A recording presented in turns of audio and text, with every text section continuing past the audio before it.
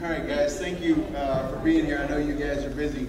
The idea behind this is so that you, throughout the year, we're going to tell a lot of hope stories and a lot of Ask Jay stories and a lot about our past and where we started. So I thought it was a great idea for you to have a chance to meet these guys. So I'll ask some questions for them, and I'm going to kind of introduce them and where we started, our relationship started. That way you can kind of put a face with a name and kind of hear their story and what TOU has meant to them and what they've meant to us in our program. And then we'll open it up at the end for questions for you guys. So throughout the little question and answer thing here, if you think of something, then you feel free to write that down on your phone or whatnot. But make sure your phones are off, and we'll get going. If we back up to 2011, which was my last year as a high school coach, we played Willis, Texas in a tournament in Brenham. And we had pretty much manhandled Willis in our district. They were district opponents of ours early in my career there at Brenham. And then we changed districts, so they're not. So they came over expecting, and then they had these two players. One was a catcher and one was a shortstop. That all of a sudden, Willis is pretty good. And Willis gave us all we wanted, and Willis beat us. And the catcher there really made an impression, and their little shortstop made an impression as well. And so fast forward to the playoffs, and we match up with Willis again. So now our big game plan is how are we going to keep these guys off the base. And I'll never forget playing in between games in the playoff game. We went over and played the first game at A&M, and they absolutely manhandled us. We played on a big venue at a nice field, and they beat the brakes off of us. So then the next game, game 2, we go into Magnolia West and play in there, and we win game 2. And Alexis Curry, who was also a freshman in that class, tore her ACL when she scored. She stepped on home plate and then jumped up and did one of the big Toyota kick commercials, you know, and tore her ACL, so she was out. And then game 3, we lose. But in between there, I went over to the bathroom. You had to walk about 100 yards to get to the bathroom. And as I was going into the bathroom, Hope was coming out, and Hope was wearing somebody else out in the bathroom. Come to find out it was her little sister, Grace, because Grace was putting on her makeup and wasn't out in time. And so Hope was laying into her, and I was like, that's exactly the kind of kid I'd want right there. And so fast forward to that, we lose. That's my last high school game. We lost to Willis. They went on in the playoffs. We got beaten. Our season was over with. And then about 3 weeks after that, I had my first interview with Texas Lutheran University and was offered the job. And my first phone call was to Hope Estes, because that was the kind of kid that I wanted to be a part of our program. I knew that she was committed to go somewhere else, and so it was a lot of phone calls back and forth with her, and finally convinced her that TOU was the place to be. And so she came with us, and the rest is history. And so we'll get more into that. So that's kind of our background, where it started. And mind you that I was able to bring in 4 kids that year. Hope was one, Alexis Curry, who was coming from Brenham to play basketball, but had torn her ACL out and wasn't going to be ready for the basketball season. And so once I was here, she knew that she wasn't going to play basketball. She's like, do you mind if I come out and play softball? Not at all. I need all the allies I can get. I'm coming into a situation where none of these players know me. I was able to bring Hope, Alexis, Ashley, and Aaron. Correct? Those were the 4 kids that came in as freshmen with me because I got the job in June. So it's hard to recruit seniors that have already graduated, that aren't playing softball or not committed somewhere, and convince them to come to TOU. So we were kind of shorthanded. So fast forward into that semester, about this time of the year, I get an anonymous email, or an email from a guy that says, the best female athlete I've ever seen is walking the halls of TOU. My attention was grabbed right there. We need athletes. So I emailed him back. What's her name? Ashley Jacobsen. All right? So I go looking for Ashley Jacobsen. Find her. She's an accounting major. She's in her sophomore year academically. I approached Ashley. I think I sent her an email through TOU. It was the only way I could get in touch with her. Sent her an email through tou.edu. And I think the reply I got was something like this. Ashley, remind me if I'm wrong. But it was, let me think about it and I'll get back with you. But she got back with us and came out in the fall for our fall season. And I don't know that we ever got you out, ever. I think she batted 1,000 in the fall and probably had about 30 triples. It's unbelievable, the fall that she had. And then I think the success that she had and realizing how she could help us, she was hooked. And so I've often referred to these guys as the godmothers of TLU softball. It didn't start when they got here, but it started for me when they got here. And I think that the tradition that we have to this point, we owe a lot to these two right here. I think the big part of it is that back then, it's easy to want to come to TLU. It's a lot easier for you guys to want to be here than it was for them. And the reason is because right now TLU softball is a winner, right? It's easy to want to be a part of that. Back then, we weren't. TLU was just an average softball team at best. They were a 500 softball team. And so to be able to talk to somebody, it's not as easy to sell TLU when you're not winning. So they kind of took a chance and stepped out there with me. And we'll forever be indebted for you guys, in which I don't know that you know the magnitude that you had on our program. And the success that we have today goes back to 7 years ago when you guys put your thumbprint on it. And it still carries over because we're still talking about you. And that's a good thing because none of these guys here have had a chance to play with you. Sarah's over there shaking her head. She's seen it. So that's kind of the story there. And I'm not going to get into the numbers because I think both of these guys will be in the TLU Hall of Fame before it's all said and done. But they were 122 and 44 in their 4 years here. Mind you, our first year we were 19 and 19, the very first year. And looking back on it, we were very lucky to be 19 and 19 because we weren't very good. I played shortstop. Yeah. And I'm a catcher. That was a whole other story. We'll get into that in a little bit.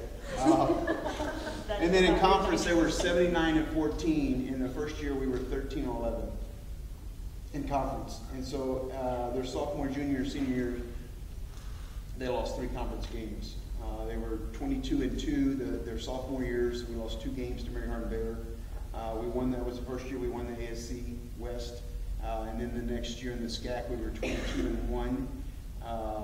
We lost to Trinity in like game 2 their junior year, and then their senior year we were 23 and 0. And the game that got rained out was probably Southwestern, I'm guessing. And the games we lost before that were probably Southwestern. Anytime it rained, they would throw title. So we'll start off with you guys, and we'll kind of just volley back and forth with you two. An easy question to start out, just to kind of break the ice. What does TLU, when you think of TLU and TLU softball, what does that mean to you? Who wants to go first? Jay does. Ask Jay wants to go first. You'll get the first question next time. Well, TLU itself is where you finally aren't with your parents. You get to go out, you get to be yourself, and it's the foundation of, honestly, the rest of your life. TLU itself, because your education is going to be what is pretty much you're going to whether you're an accounting major and you're biochem and nursing major, whatever you are learning now, you're probably going to keep doing it over the next year or not. Just the education itself is going to influence your life. But when it comes to softball, I honestly, that's the one place I wish I could always go back to. And I don't always think about it, and I play slow pitch softball now because that's all I can do. But, like TLU softball, that's where you build friendships, that's where we're family. And I know even if I don't talk to anybody else on the team 24/7, we're all Snapchat friends, we're all Facebook friends, we are all happy for each other's success. We want to be there for everyone, and even though we don't see them every day. It's something that touches your life. I think forever you're always going to look back and say, remember TLU softball, remember we played softball together, remember that game, remember when we went out that one night, remember when this stupid thing happened or this happened, and whatever it is, it's something that's going to shape your life. It's something that's you're going to remember.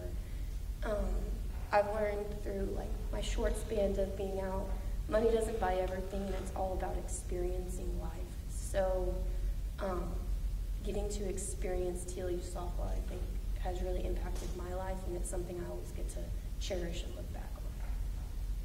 Nice job. I should Live up to that. Okay, what does TLU mean to me? When I think about my TLU experience in general, the way it started for me, I think it was the first time I ever made a decision on uncertainty.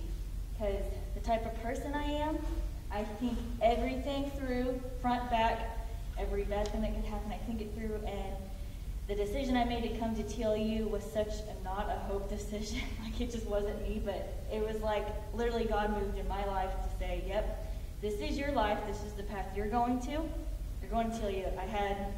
I literally was already committed, bought my new school shirts, picked out my roommate, everything in another college, and all of a sudden I was like, yep, I'm going to go into a lot of debt. I'm taking it on, going to TLU, and it's amazing, even still to this very day, everything that happens in my life, I think about, I wouldn't be where I'm at if it wasn't for TLU. So I would say, right now in my life, 100% of everything that's happening to me, I literally sit and think, that's TLU to me. It literally, I'm married, I have a job, I have a house, 2 dogs, I mean, just stuff that like I wouldn't have ever imagined being your age sitting right now. I literally was just like hoping to feed myself tomorrow on free. I mean, where's the free shirts and the free pizza? And now I look back and I'm like, wow, it's amazing that such a small school in the middle of nowhere can shape your life. And I mean, and then on top of it, the little yellow ball brought us all here. And it's pretty amazing that something that I grew up doing since I was little. I'm pretty sure my parents only put me in softball to keep me out of trouble, and it worked.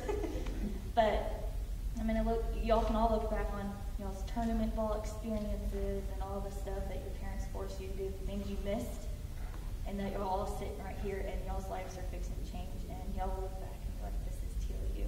It's more than just your softball team, your school. It's literally, like Ashley said, it shapes the person you're going to be for the rest of your life, and you're going to take your experience here and you're going to go impact the rest of the world. And it's amazing that you have a sisterhood to lean on to help you with that. I mean, I can't wait till I have kids, because Ashley's going to be like my speed dial for mama, you know. But I mean, y'all have each other, and that's the blessing in it all. So I would say that's definitely TLU to me. You both were such good players, but I think the thing that set you apart, and what we look back on now, that we as coaches and we as a program are thankful for, is that you were great players, but you were better teammates. What advice do you have for these guys on being great teammates? I'll let you go first on this one. Okay. You can process that for a little bit, but advice that you would give them on being a great teammate. Sorry, I just got choked up all of a sudden. The teammate question got me, Coach Wall. That's good. My advice to you for being a great teammate is, at the end of the day, when it's all said and done, I don't think about the games at all. I mean, I like, oh God, when we beat Tyler, honestly, I can remember that game. I'm like, that was the best feeling in the world. When Tyler lost and Claude hit that walk-off. But honestly, the rest all becomes blurred. It's like, oh yeah, these experiences, but literally I hold on to the dugout and the girls, and I think that my advice to you is, for being a great teammate, is that while you're playing, you need to play selfless. You know, who gives a shit? Oh, sorry. Who gives a crap if you strike out? I can tell you that I have purposely grounded out on the opposite side of the field so that I can score the girl on third base. And yeah, your stats are like, oh look, you went 0 for 3. But I'm like, I don't care. I did my job. You move around. And the thing is, this relationship, y'all feed off each other. Ashley knows that Hope just sacrificed. She could have like tried to hit one out of the park or have this awesome hit. And she could have done, or I could have struck out. But Hope put herself second, where I needed to get to third base safely. And it's just like, kind of like, almost like laying down like your battery life for your teammate, and y'all feed off of that, and so it makes you want to play better for that person. I mean, I would say being a better teammate is being more selfless in the game. And it's great if it comes out positive for you, it's that like even better. But I would say the best feelings I ever have is laying down that sacrifice punt and scoring a run, and everybody going crazy because of that run, not because I just got out. Like, I can't even like think about getting out. I probably didn't make it to first base. I was like, yes, I didn't pop my bun up or whatever. I mean, so my advice is just to work harder on being more selfless for your teammates, because it will change the whole entire world and atmosphere for you. And then when the game's over, all you can think about is like you have a best friend. Honestly, when you're selfish and playing, it's like you really create like little enemies. You can't stand each other. You're like, really? Most of me and Gracie's fights were because Grace left me hanging or something like. And to back up on that, Tyler was the Evo Empire and still is, but Yeah.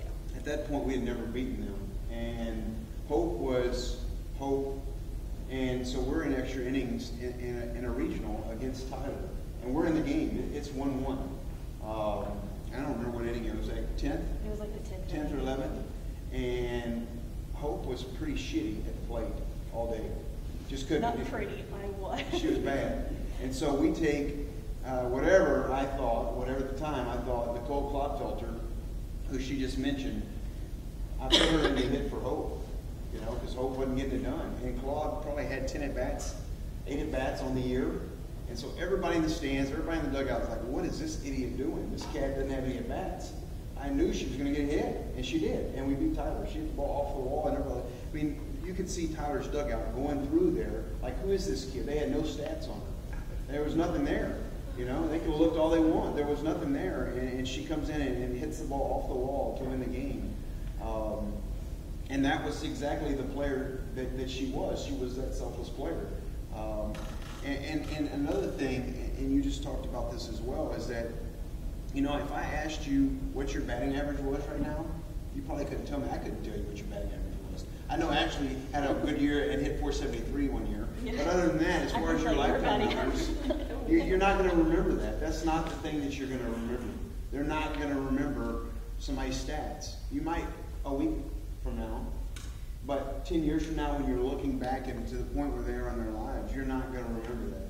You may remember that. I mean, the thing that she talked about right there was a game that she got taken out of and pinch hit for, and somebody else had success. That's what she remembered.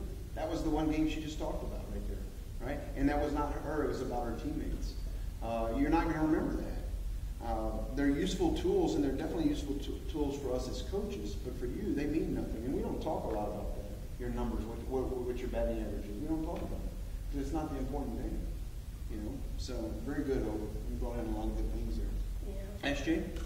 So I have to agree, the biggest thing is to be selfless, because there's a lot of, sometimes you don't always like the person next to you, and sometimes you don't get along, you don't like them, you're competing for a spot, things aren't going your way, Coach Wilson's playing this girl over this girl and you don't understand, you're mad at Coach Wilson, you want to take it out on the world, but you gotta realize once you step over that line, she's your teammate, and you're gonna play as hard as you can for her, whether you like her or not. Because I've played a lot of sports growing up, and I've played with a lot of selfish people, and we didn't go very far.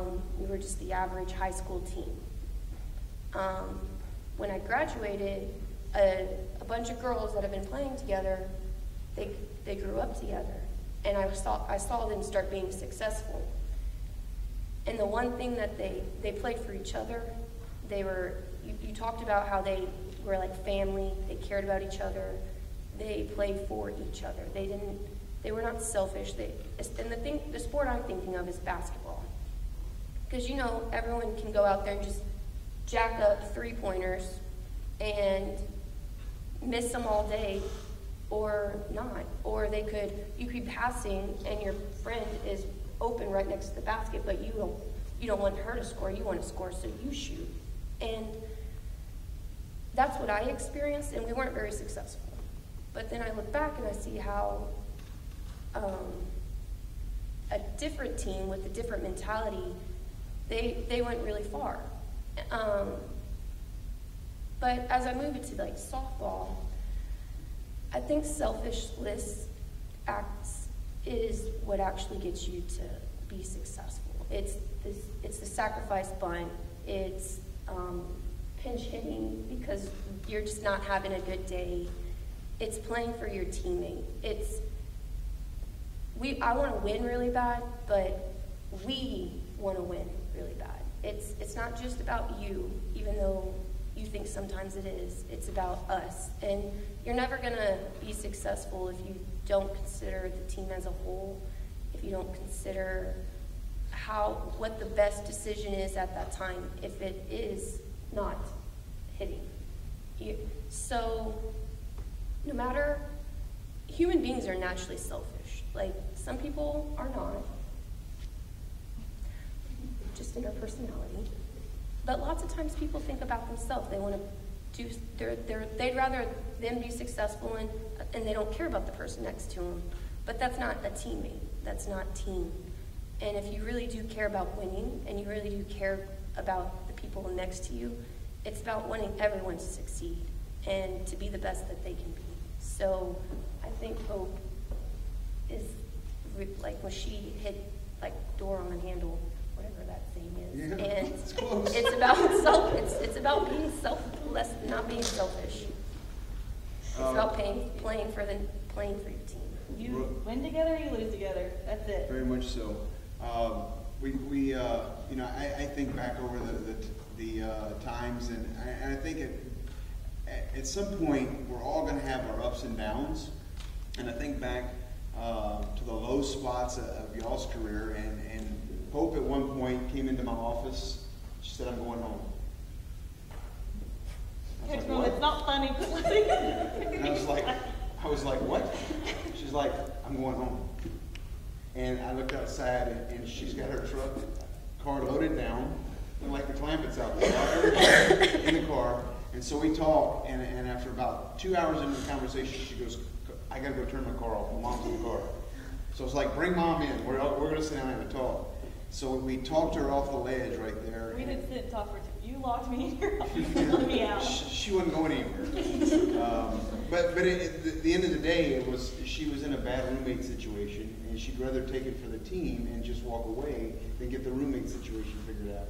She was rooming with a kid that she went to high school with, who she didn't care for very much, and I didn't care for her very much either. But it was just a bad situation. So my whole point is the highs and lows, they're going to be those lows. You're going to have times where you have bad days, and we've got to find a way to get through that. Ask Jay, if I was thinking of, and this is kind of getting into the next question as well, what do you think your low time was? Pretty much. Huh? Not hitting well. Not hitting well? I was thinking about the Abilene trip. Is the we get so dependent upon our cell phones, our alarms, right? Our alarms, and so we were leaving to go on a big road trip to go out. We're playing a Division I school, so it's a big deal for us, and we're loading up on the charter bus, and we can't get in touch with Ashley. No phone, it goes straight to voicemail. So we call her dad, and she decided to spend the night at a friend's house the night before. So he couldn't get in touch with her, and her alarm didn't go off because she didn't charge her phone. Her phone died, so we couldn't get in touch with her on the phone, and her alarm didn't go off, so she was asleep. And so we were pulling out, and I think we were on the toll road, and I get a phone call from Ashley's dad, and it kind of went something like this, is that I've got her.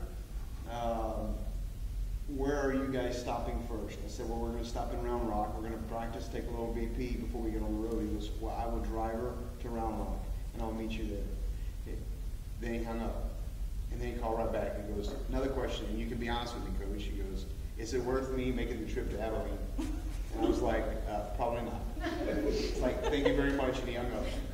And so when they were there at Round Rock when we got to Round Rock. Ashley and Rick were there, and I don't remember. Did you take batting practice? Oh, I did. And she was the last one to go, though. Was she? You didn't let her hit first. Okay. I Normally think she you was might the have only first got one. 3 pitches, and you're like, that's it, you're out. Yeah, I don't remember, but so we got there, and it wasn't so much the circumstance. It was just here it is. I mean, we're new. We're trying to figure this stuff out, and one of our best players is not on the bus. How do you handle that? Because everybody on that bus is going to see how we handle it. If there's no consequence, what does that do? It sets it up for everybody and their dog to be late, right? And so the first game, she didn't start. I think you pinch hit late in the game. Got it at bat. I did. Is that when you hit the grand slam? Or was that the next game? That was The next game. I And so did the next game she comes in and you may have made the last out in the first game. Maybe. No, I was like the one I got a base hit. Oh, did you? She's like, no, I didn't get out. And then the next game, she they hits a weren't grand hitting very well, and I slam. actually hit the ball, so I was. She hits a grand slam to win the game, But I mean, it was one of those things. It was, and also I think our first year here, we had a road trip. It's a funny story and kind of putting your business out there a little bit. But we had a road trip, and they decided that they would our hotel. We were staying in I think we paid $26 a night for the The hotel. Roach is in. Yeah. Literally. We were poor. We were poor and we weren't very good, so we were going to stay at the cheapest thing we could find. That's the way it I'm pretty was. sure my mom got the room next to us so she could. And so there was a gas station right next to our hotel. Well, the next morning for breakfast we show up and Ash Jay's looking like a mummy. She got stuff wrapped up everywhere, and I think I found out before the game. I don't remember. But apparently they went next door to was it Lindsay Carroll? It was Alexis Curry. and Tess. It was And Tess. Tess. Tess didn't even make the trip, did she? Or that was the only trip she did make. She was very nice. They went to get some cigarettes next door I don't smoke. at the gas station. Ashley took one for the team, and someone else was scared. Ashley got cigarettes first. Yeah. And so I think Ash Jay was running back and tripped over a curb and ended up The getting car scraped wash up. curb. Yeah, the car wash curb, where it was slippery with water and all that. So she ended up. And then that night we get back and they decided to go to a hookah party. Well, I had never heard of hookah, so I just assumed the worst. And so the next morning, after I find out about it through social media or whatever, I call everybody in, and it's a huge investigation. And come to find out, we had a few people that were partaking in hookah, and we had a few people that were partaking in other things they didn't need to. So we had 15 players on our team, and we had 6 of them suspended. And 3 of them were suspended for 6 games. So that got to where Hope was playing shortstop. She was our catcher. And the worst shortstop. Yeah, not a very good shortstop. So we weren't very good. So, and at the end of the day, we talk about this all the time as far as good people make bad choices every day, right?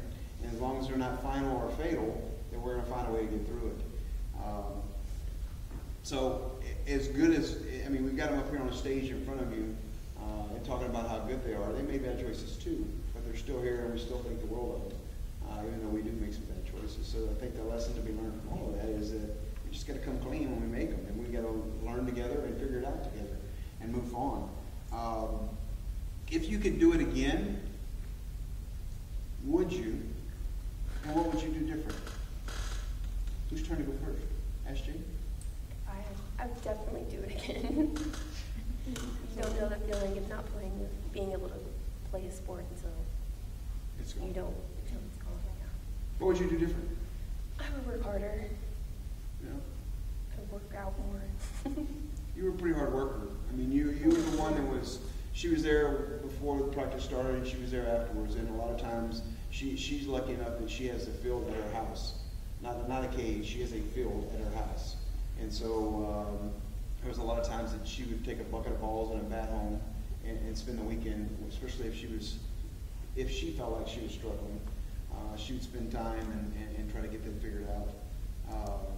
And so it's funny to say that you would work harder, I don't know. I feel like you always look back and yeah, you think you gave it your all, but deep down, you can always, looking, you can always give it more. Hope? I don't know if you want me to answer this. Absolutely. Okay. Yes, I would do it all over again in a heartbeat. opposite of Ashton.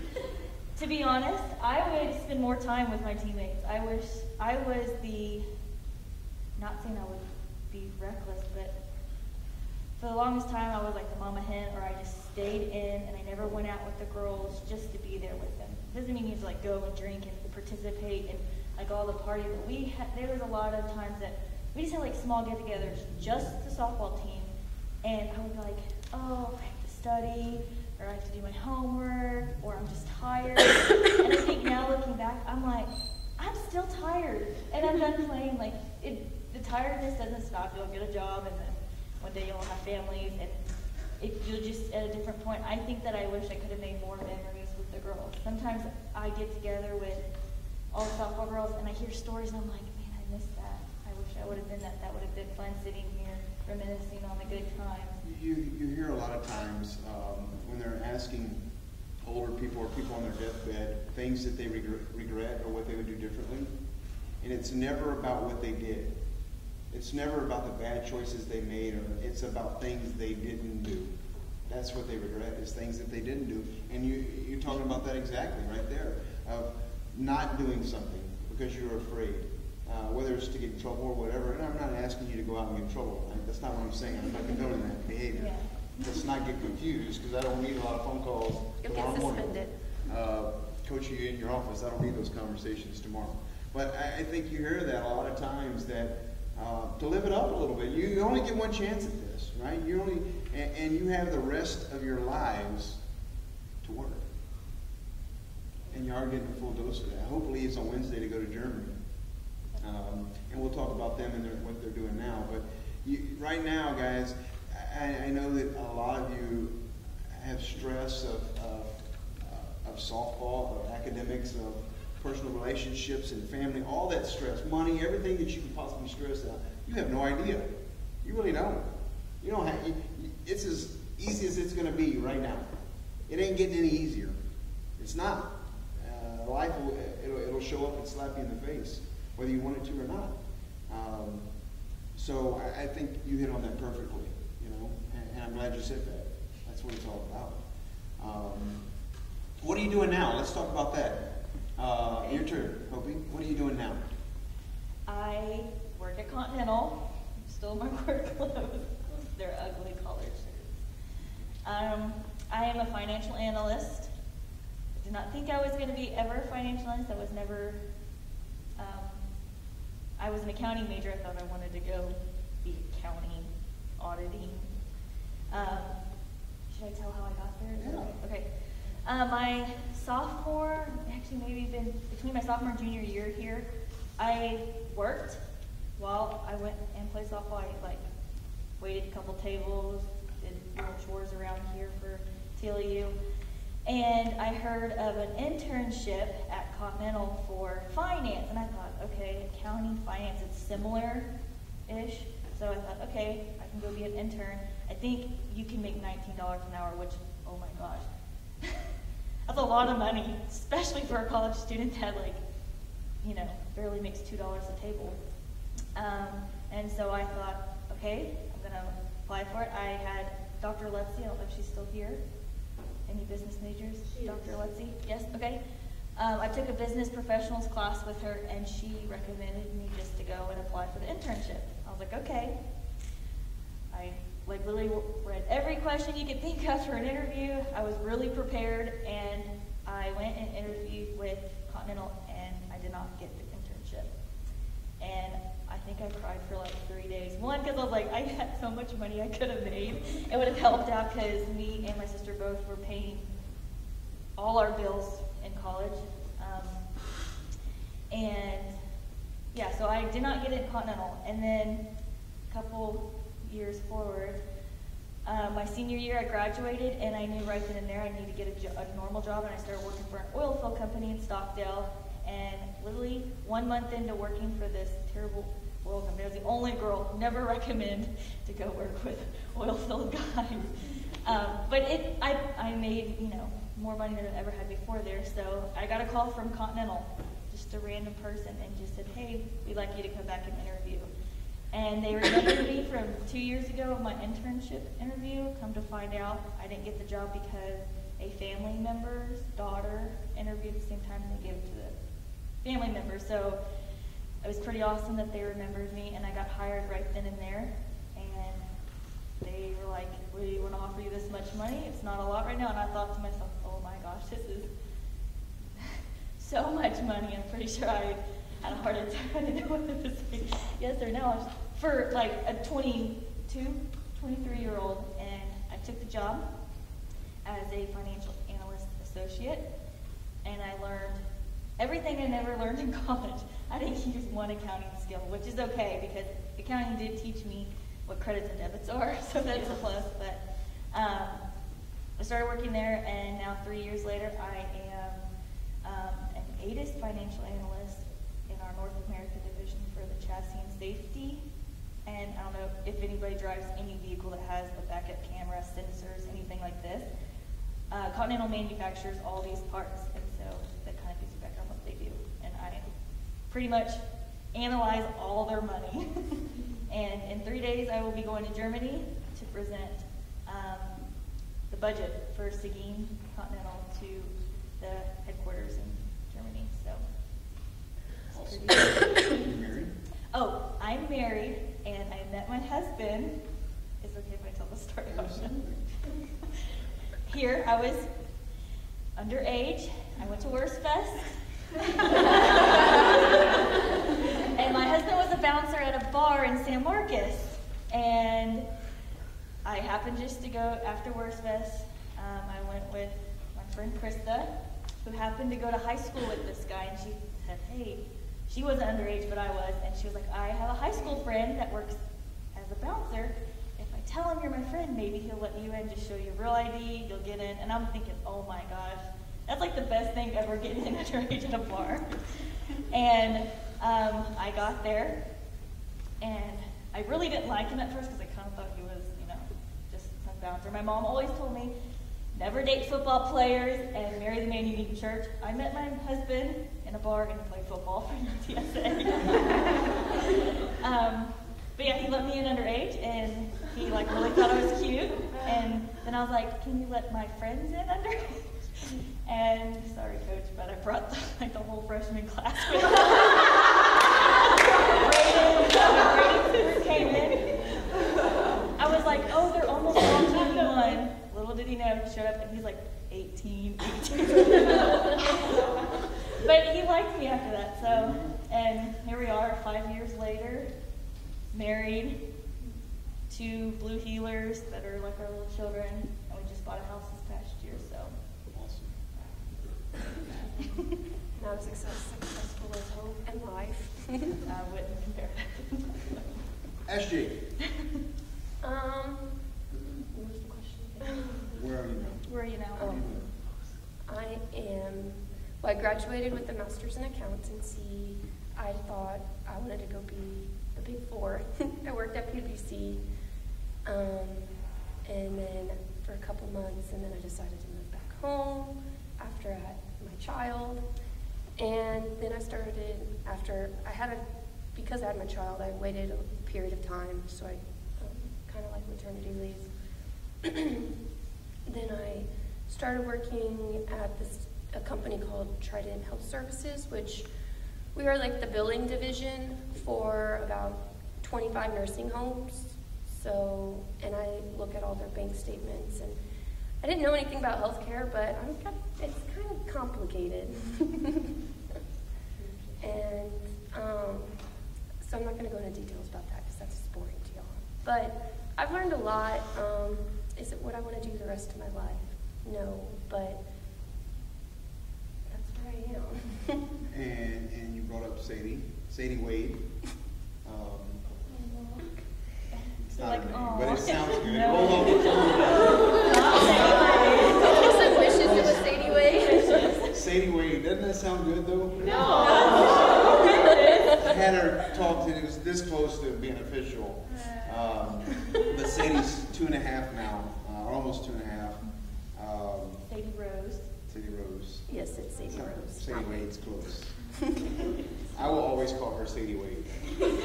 She will answer to Sadie Wade when she's around me. It just sounds good.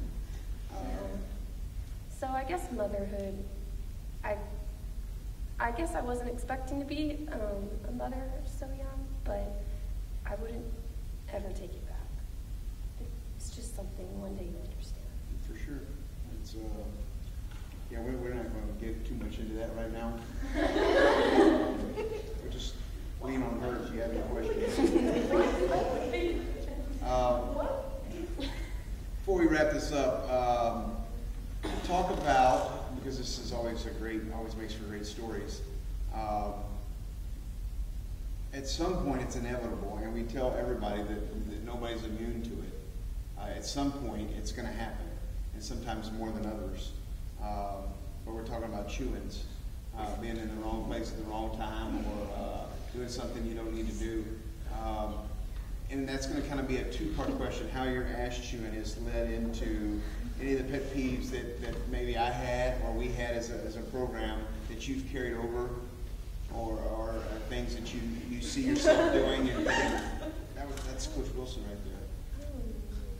I do remember him telling another girl one time, I need to have surgery and have plexiglass put in you so you can see through your...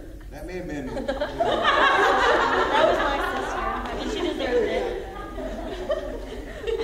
You didn't have any?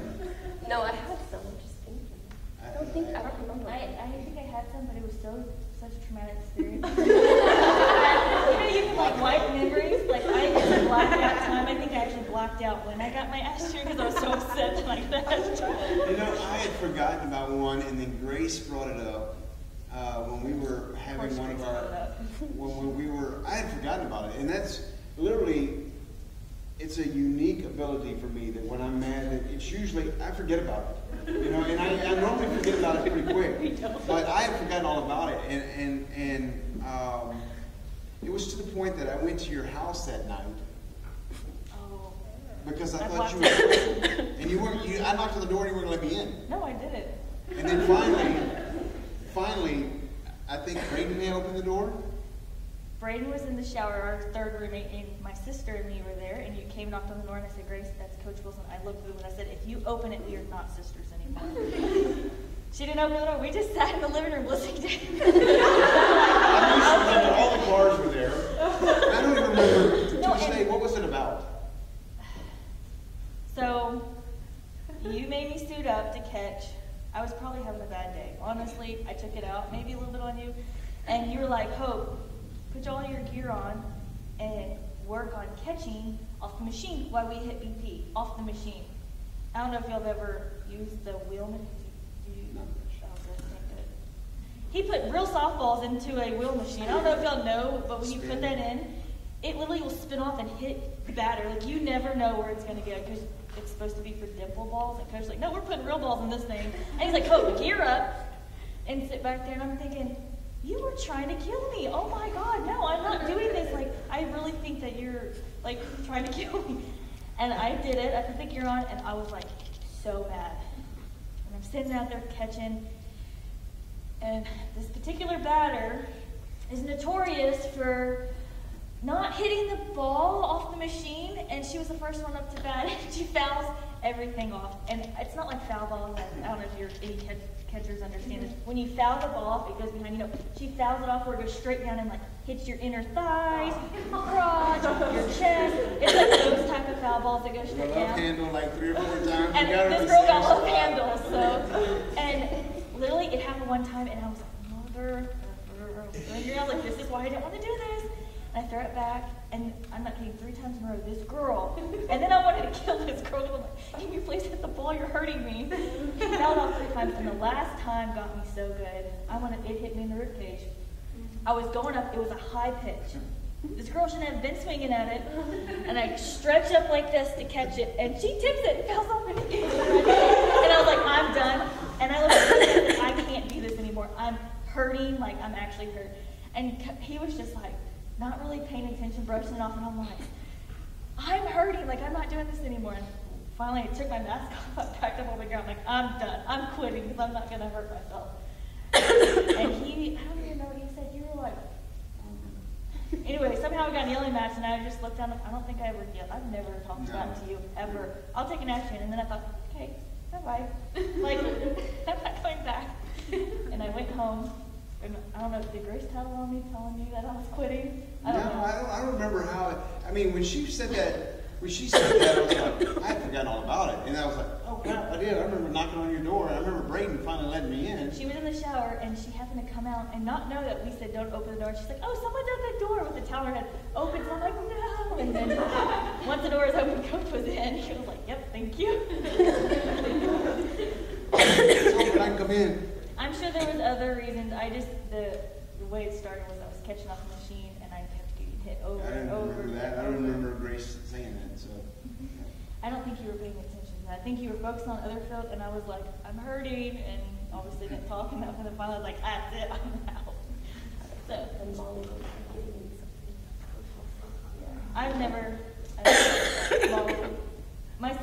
Grace will probably know the great ash chewing I got. I didn't get very many. She got a few. But she got a lot more than me. She liked to try to say, oh, haha, you got one now. It was always a competition. And then I guess the second part, do you see yourself, any of those moments like that where you've seen that now in adulthood where it's carried over to that? Like, And not just the chewing part of it, but any of the life lessons that you Yes. learned out here where you 100%. carry over and you're like, now this makes sense. I would say real quick, a little bit of advice. If someone else besides you is getting the ash chewing, don't do the same thing. Just let's all be good learners. Don't do the same thing. And that should be literally your life motto. In the workplace, you see someone that does something absolutely stupid, just don't do it. Because then it makes you look even stupider when you do it. And when you sit there and watch it. Just, yes. Sorry. For sure. So, life lessons. First off, you learn how to take an ass chewing. Yes. And I think everyone should learn how to take a good ash chewing and not have to say anything back. There's definitely a time where you need to stick up for yourself. Don't get me wrong. Having a backbone is definitely a perk. I wish I had more of one. I wouldn't get walked over as much. But there's a lot of times when, like for instance, I'm the low man on the totem pole in my job. I am 25, and I'm the youngest in my office by 20 plus years. I literally work with 45 plus. These women are literally already through menopause. I'm pretty sure they give me their leftover tampons because I'm the only one that still, has a menstrual cycle. So, and to me, they're still your elders. They know a lot more than I do. They've been in the business, and there's times that I have watched other people. I wouldn't say I've ever gotten to a situation at work that I deserved an ash chewing, but I've watched, other people, and I think it's made me, in my career, more successful. Because I've avoided situations that could slow you down in life, unfortunately. And it takes one mistake, and then it really does. It can slow you down in your career, and if the career is something that you really want for yourself, on moving up in the business world or medical world, there's a lot of bio in here. Learning from others will really help you succeed in everything in life, in your marriages and in the workplace. I've learned a lot from my parents, and I think that my marriage is better for it, watching other people's marriages. For sure. And I guess the one thing that was told me, the very first thing that was ever told me when I started working at Continental was knowledge is power. And this goes back to learning, seeing, not speaking, listening, and the more you learn, you will be so powerful. You really will. Well done. Nice shake. I think Hope said it all. Yeah. I can remember a time, and you talked about a backbone, and especially in the heat of the moment, when those things are going down, there's things that are said, there's things that are coming out of my mouth that, if you're in the heat of the moment, you understand it. If you're not, people in the stands wouldn't understand it. Your parents probably definitely wouldn't understand it. They never do. And they never will. That standing up for yourself, okay, is okay. It's okay to come back. Doesn't mean you're going to win. It doesn't mean that there's not going to be you're going to get the last word. But I can remember a time when Ash J was pitching and got hit, and it was a simple little thing. Are you okay? Something like that, and I got the bird. That was the reply I got. And I was like, and everybody looked at me like, are you going to do anything? I'm like, no, I'm not going to do anything, because she just got nailed. I mean, she threw BP for us every day. Every day. She was the Nicole Snow. She was the, and you freshmen don't get that analogy yet, but she threw BP for us. She'd take batting practice, and then she threw BP for us every day. And she'd been hit a few times. She got hit at Tyler, I believe, one time. I healed her with my apple cider. Absolutely, exactly right. I mean, before the game, she's got ice on her arm, and it affected her play. But she just, it was just a reaction thing. I mean, it wasn't, I don't think I said anything to you about that, nor should I. You know, it was one of those things. That was what she was thinking, and that's probably what I deserved. Are you okay? No, I'm not okay, you jackass. Do I look okay? It hurts. Do I look okay? No. She didn't have to say anything. Yeah, before we open it up to questions, I said this earlier, and I'll touch on it again. You guys have done more for us than you'll ever know. The foundation that you've laid for where we are now, it all goes back. It goes back to you guys. I mean, you two single-handedly, we wouldn't be where we are without you. Just the presence you've had, the kind of teammates you were, and you both were unbelievable players for us on the field, and helped us win a lot of games. But you helped us win more games just by being great teammates. You know, a lot of times we hear, and I think that's something we'll continue to talk about this year. Would I rather have a mediocre athlete that was a great competitor, or a great athlete that was a mediocre competitor? And you were both super highly competitive, which fit me really well because I'm highly competitive. And I think that's something for you guys, if you ever had the chance to watch them play, and you didn't, but I think that was the thing that you would have taken away, is that they were, boy, they know how to compete. They were going to give you everything they had. Whether it was enough or not, they gave you everything they had, and at the end of the day, when it was over with, we would stack our chips up and see if we won or lost. I still knew that they gave all they had. I never had to question that. And so I am so thankful for, one, taking a chance with me, because it was a leap of faith for both of you to come out there and do that. And two, trusting us, because without that, without the trust and believing, we wouldn't be where we are today. So I'm glad that you guys are both doing well in your careers and your families and all that's going, but so glad that you came back and shared this with us. You guys have any questions for them? Now's the time to ask that. Cassie Rose, you have one? Yeah, I do. Okay.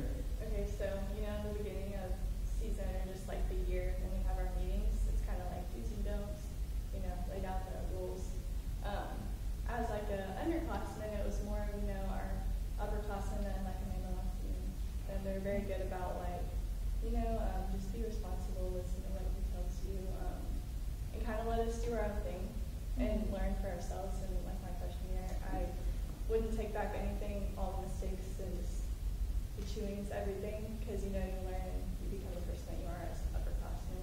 But now as an upperclassman, for the freshmen, like, what would be your advice for upperclassmen? Because I feel like we want to go in and be like, you know, don't do this because you'll regret that, or don't do this, and kind of want to control it. But I feel like, you know, we got to let them learn, and it's a part of your college experience, and like grow through those mistakes. And but just being an upperclassman, like, what would be your advice for us on like freshmen? Say lead by example, because they're going to follow you. Because they're not, yeah, they played softball before, but college is new to them, as you know. You could always give them advice, but it's their choice in the end. And these two were two totally different leaders. Totally different. I mean, Hope came in as a freshman, and 2 weeks in, so this time you freshmen, I mean, this time she was already our captain. And it wasn't me anointing her as captain. It was everybody on our team was looking to her. That quick. I mean, Ashley wasn't even a part of our team yet. She's already that. I mean, that's the impact that she had on her teammates. I mean, you as freshmen right now, think about that. Put yourself in that situation where everybody looked to her. When we had something go on, they ran to Hope. That was it. And so, and then Ash J was the even keel.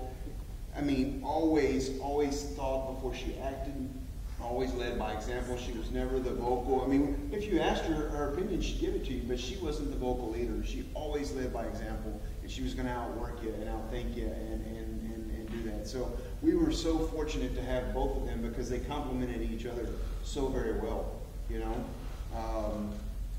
But they were basically our leaders as freshmen, so they kind of learned the ropes the hard way. They had to figure that out as freshmen, and they had upperclassmen. They were leaning on them, you know. But I think too, I don't think that if you ever had a question that maybe you guys can figure out, I don't think either one of them, if you called and said, hey, what do you think? That they're going to shoot you straight. You know, they probably have some pretty good advice for you because they've been there. They were my coaches on the team. You know, I went to them a lot of times. Hey, here's what's going on. What do you think? Because I trusted them so much. Did you get your question answered? I would definitely say, just to add on real quick, positive reinforcement. You know, you even, and I think I had played with my little sister.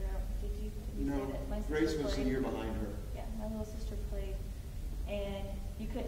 For me, I couldn't tell her anything, and I think I learned from our, not that our relationship, I didn't do it well in our particular relationship, but my sister helped me literally, I think, lead everybody else but her. It's true. So very well true, though. Because I think I made all my mistakes with her, and she was stuck with me for life. I think I was very fortunate, but a lot of stuff that I think was positive when I was at TLU was honestly the positive encouragement, and like everybody had a nickname. I was always, even though if you did something bad, you need to find the positive, because that's what they feed off of that, especially being younger and so new, and such a mental game that the moment that they're down or they see you kind of like disappointed in them, it's a head case. I mean, immediately they start thinking, oh my gosh, I'm not good enough, and they do look up to you. And I think also as a freshman, I think, and it kind of goes back to, I literally had my whole entire dorm packed up with my Nissan Sentra, and the thing that kept me staying is every single person that I literally didn't even think knew anything about me wrote letters to me to tell me why they wanted me to still be a part of the team. And I still have those letters to the day. I read them just the other day. Got us to write them all. I mean, it was just, hey, here's a blank piece of paper. You didn't tell them what to write on it, what to do, and write something about hope. And I think that right there was the turning point as a freshman for me, that why am I leaving this place? Like, I have this whole team that loves me, and I think as upperclassmen, it's your duty to make sure everybody around you is reinforcing it when someone's struggling, whether it might not even be about softball. Mine wasn't. But I would definitely say. It's good stuff right there. Yeah. Real good stuff. Questions? Kelsey, you said you had a question, right? You did. Well, I guess what I'm thinking about now, you said that y'all had 15 on your team, and now we have 29. There's a lot of different personalities in this room, and I guess the biggest thing is, so one personality can be very sweet and innocent, and one personality can be very strong.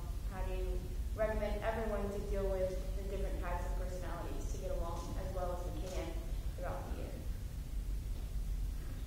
And I think, I mean, even on that, before they get into it, kind of preface it a little bit, that we had, even though we were small, we had strong personalities. We had some, especially our sophomore year, we had some personalities that were, I mean, equally as strong as what we have here, if not more. I mean, they were stubborn. We had some stubborn cats. And you think back to Caitlin Sanders and Rachel McCrary and those kind of people. And then you had people on the other end of that were very quiet, and Taylor Yancey and Jen Gow and those kind of kids. So we had a mixture of that as well. I think it's just a bigger melting pot, you know. You want to answer that? Anybody? How do you handle that? I'm trying to think about how we did. I mean, I guess just it's kind of like was second nature. Well, no, I think this goes back to, this is how you grow as your own person now. You know right now that you have so many different personalities, strong, weak, not, I won't say weak, but soft, Sure. Where you know these people on your team. I mean, I think as a person, as an individual, now it's your job to learn what gets them going. Each person's different, so you need to find, okay, this person has a super strong personality, but this is not what sets her off. This is what makes her better. Capitalize on that. On the weak people, gotta keep saying weak. You know what you mean. I don't mean like the very soft people, you have to be more gentle with them. So be that way. You should be able to be different for the persons, and this will take you, same thing in your life. I'm facing that now. I work for an international company. I deal with literally people from across the globe. And from the first meeting them, okay, this person is really touchy or really jumpy. Be more sensitive. If this person, you don't have to be so sensitive, don't be. Treat them how they are. Don't try to change people. Find their positives and attack on that. And I think that if everybody in here does that, it's like and like with Ashley and me, I think what helped, and I know y'all probably all have at least the one girl on the team that you really like. This is my go-to. The first person you're going to call for anything. Sometimes they see a different view. Ask for advice, like, hey, I'm having this problem. Like, I wouldn't say, like, don't go and call and talk shit about your teammate, but tell them, like, hey, I'm having this issue. I'm having a hard time communicating with this person. Get advice. Reach out to Coach too. He sees y'all a lot differently than y'all see each other, and sometimes it's like, oh wow, I've never noticed that. And I think that's how you deal with it. I think Coach Wilson would be a good person to go to, because honestly, he's your coach. He has to manage y'all. Like he knows what makes me tick. Maybe the biggest ass chewing is not going to motivate me. Yeah. He knows that. Hope, on the other hand, he can ass chew her and Grace, and it gets him going. Sure. It's true. Coach Wilson knows I will probably crumble and I will play worse because he knows I'm hard on myself. He knows that I'm mad at what I just did. He knows I knew I did it wrong, and he's gonna get on to me because he's not just gonna act like didn't happen. But at the same time, he's not gonna come at me very aggressively all the time. If it's something really big, duh. But he knows that does not make me tick. And he, to this day, probably knows that. What makes me tick is probably more like telling me what I did wrong and letting me know I'm in trouble, but go get it next time. And I think answering your question, it's back with the combination with Hope saying that is knowing that. Just knowing we're all different.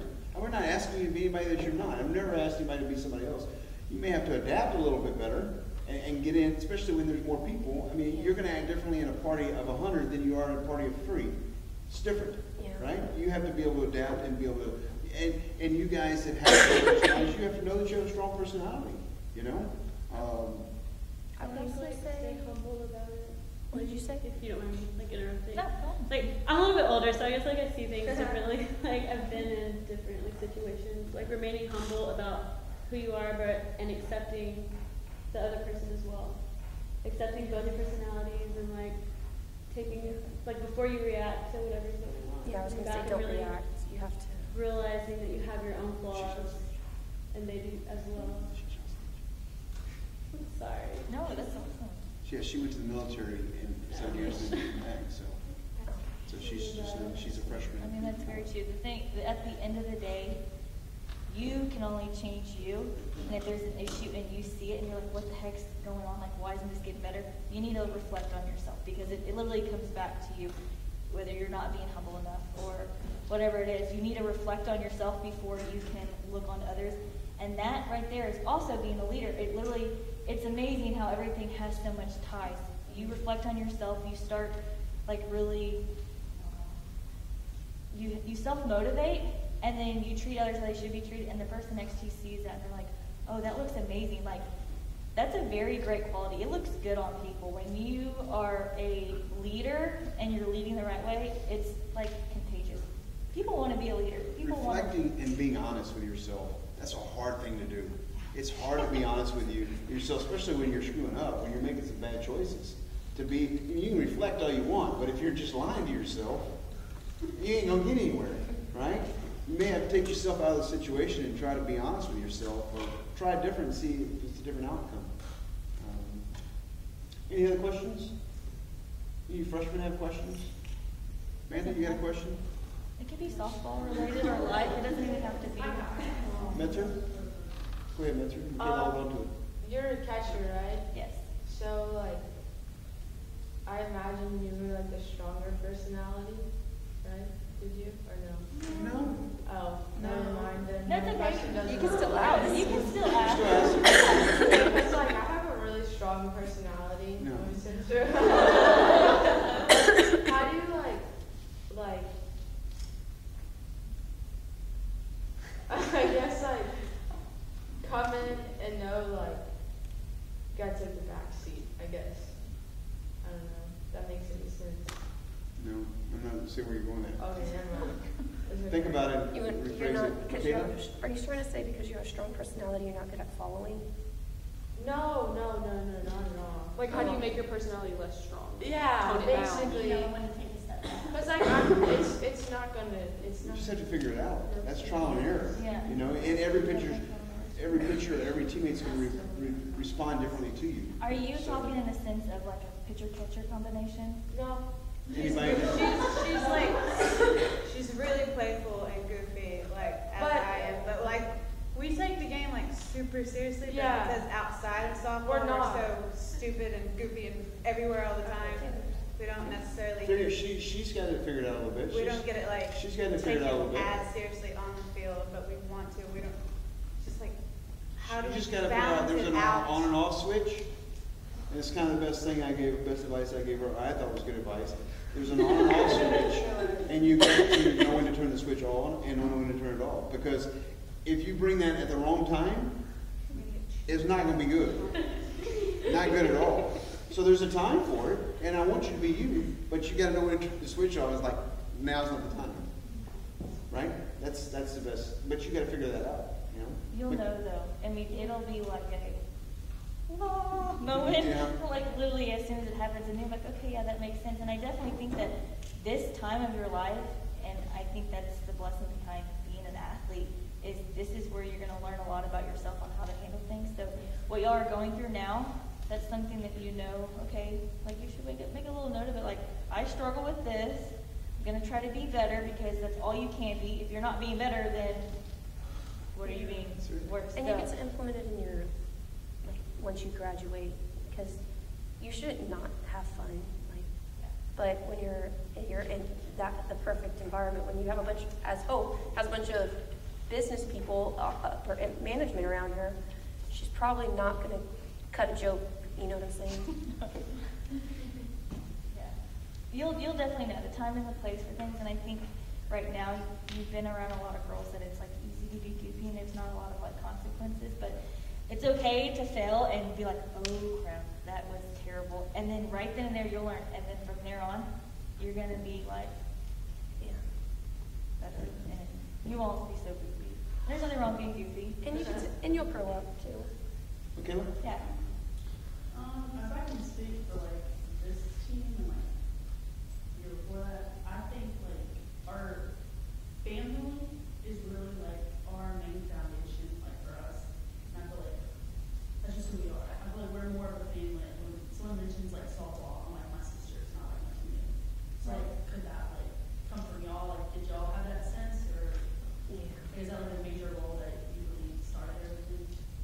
Well, I think it's everyone's choice to whether to like, Be a part of that family. right, it's their choice to feel that way and do that. I can't say you're this way because, like, I'm not a science experiment, but but like, Ashley also says the darndest things. but like, that is how we did after that very same way, and I would say pretty much it probably just keeps going. I think it could be like just for example, if we did that and then the sophomores or the juniors below us became seniors, we are gone, they probably kept it on. Do you know what I'm saying? I mean, think about your personal life before you got stuff like you had your family. Like everyone had, you come from a family, obviously. Your mom had you, and you're born into a family, and there's a sense of like comfort and safety. And then you leave home, and you come to college, and then you become part of a new family. And I think instantly it's easier for you to click with the team because this becomes your new family and your new safety net. And everybody likes to feel safe and comfortable. It's just natural for like you to want to be comfortable in something. And so I would say it helps that when we started, we naturally have like a mommy personality. And then the girls under us, they liked that. They liked to feel They that needed that. They needed that, and then they also liked it. And then the 4 years, and every year the new person comes, we don't change who we are. We just become stronger. We get new girls and we're like, look, we're going to keep building this family. And then now here y'all are. And y'all are coming into our family. Like, y'all are still our family. It's not, y'all aren't different than us. I would still consider y'all part of our family. And so I think it's, just remember that also as upperclassmen, that you have babies coming in, and they're going to be a part of your family. You need to get them up to snuff, welcome them in, so that one day they can do the same thing and keep this tradition going, because it's amazing what TLU softball is now. Yeah, it's come a long way. Mhm. Thank you. Questions? Anybody else? No? Yeah. You. Other than being selfless, like, what do you think another characteristic for a teammate, like another good characteristic is to have being a teammate for TLU softball?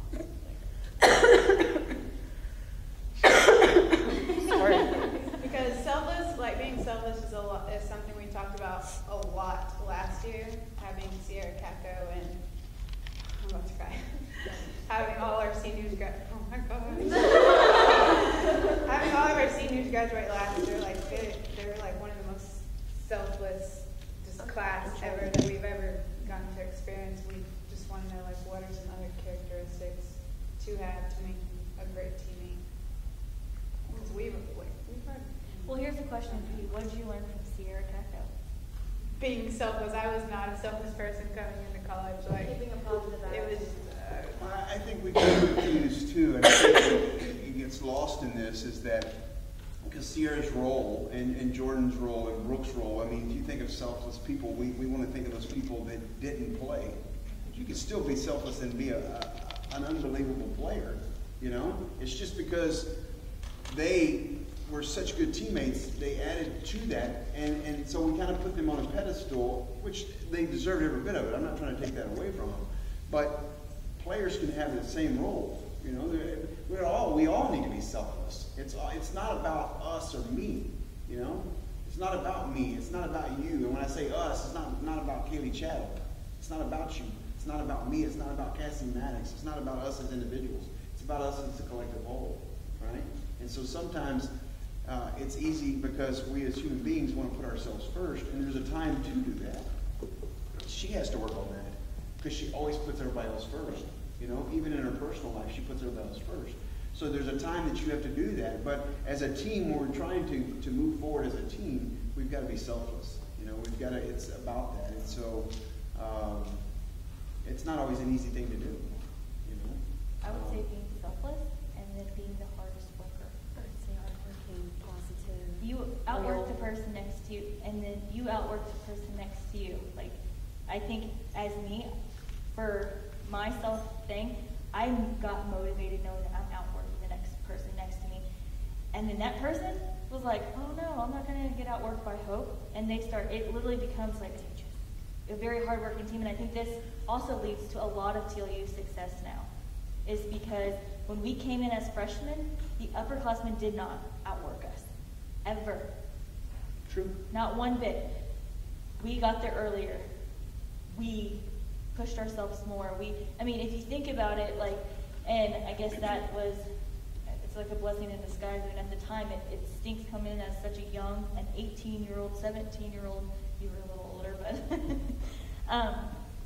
and you haven't outworked someone older, and so I would say that be selfless, like for your team, to an extent, for sure. You need to still take care of yourself first before you can take care of others. And then you need to outwork the person next to you, for sure. I also think you need to love the game. If you don't love the game, you shouldn't be here. And if you just love the game, it will motivate yourself to work hard, be selfless, and do whatever's necessary to win. And you can be mad at it, the game every now and then, because that's the number one excuse. Like, I just don't love the game anymore. And that's what I hear when you're people that come and quit just don't love it anymore. Well, you spent your whole life playing it. It's a poor excuse. Don't come to me with that excuse, is what I'm telling you. That's not a good excuse. Because I just don't love it anymore. I don't love it. What the hell does that mean? I don't get that. How do you not love something? Y'all break up? What happened? I don't get it. So, that's an easy way out, is what it is. It's an easy way out, saying I don't love it anymore. I'm just not dedicated. But I think adding on to what you just said, being selfless and being a great competitor, because it doesn't take any talent to do any of those. It doesn't take any talent to be selfless. It doesn't take any talent to outwork anybody. It doesn't take any talent to be a competitor, right? And what's being a competitor? Just wanting to win, wanting to outwork the person next to you, right? Not being satisfied, always trying to be a little better every day. And I think by the end result, you're going to be very happy with it. You never know your limits until you get there. And That's push it. through them. And then And you keep have new pushing. limits. That's right. Exactly right. I wouldn't even say limits. I wouldn't consider yourself that you have limits at all. But you don't know your limits until you push yourself to that point. And that's when you really realize who you are. And you find what you're capable of. And y'all are capable of more than what y'all bring to the table now. That's for sure. Anything else? How was life after softball? Sad, depressing, oh my gosh. Oh God, don't talk I about would it. be She's crying. I'm Put her in the closet. no. Working out or Closet tonight, head in the room. No, okay, truth, life after softball is different. The God honest truth. It is, you literally have to relearn something completely new, but also that's the, thrill of it. You know, if you think about the first time you came to TLU, your freshman year, like, oh my gosh, this is new. You graduate and you start a new job or a new life or just whatever you do after college, it's going to be a new thrill and you're going to find new loves. And you're going to look back and be like, oh my gosh, I wish this will never end. You will hold on to your moments with TLU. Don't get me wrong. I literally get made fun of by my husband because I'll be sitting and something on TV will come up and I'm like, that was our song, and start crying. And there's nothing wrong with that. I mean, it hurts because this is something that you've loved and you're passionate about, and it's ending. But it doesn't end there. You're going to find another amazing thing, and it's going to be great, but it's going to be a different great. It will never replace the feeling that you have now, the feeling of, you know, your last first home game or the last out of the, whatever it is. I know this is sad, but it's the truth. And I wish someone would have told me this because everyone's like, oh my gosh, it's your last. How sad. Like, it's terrible, but I mean, it's terrible. I'm sorry, I'm not going to lie to you. It's No, I need to hear it. It hurt, and I cried, and I didn't want to leave the field. I wanted to hug Coach Wilson for an hour, and you're leaving behind girls that you play with. But let me tell you, I sat in the stands, and I know y'all probably recognize me a little bit from being screaming over your parents and getting on y'all through the fence and cheering, and you turn into TLU's biggest fan, and you're the biggest supporter, and you know, and you still are a part of this. You're still a part of our family. Hope came and took BP with us last year. Yeah. Dropping bombs. Yeah. Don't y'all remember? Yes. Let me tell you, it's the most bombs that ever hit BP in my life. But yeah. So. Questions? Thank you guys for doing this. Yeah. Thank you. Thank y'all for letting us come.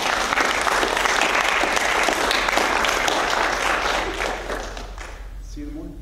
We have something to give you guys. Oh, and if any of y'all really, you are more than welcome to get my cell phone number. Yeah, I'll let y'all do that. If y'all ever have. That'd be cool, buddy. Which one is it? The red one? This No, one? back. Yeah.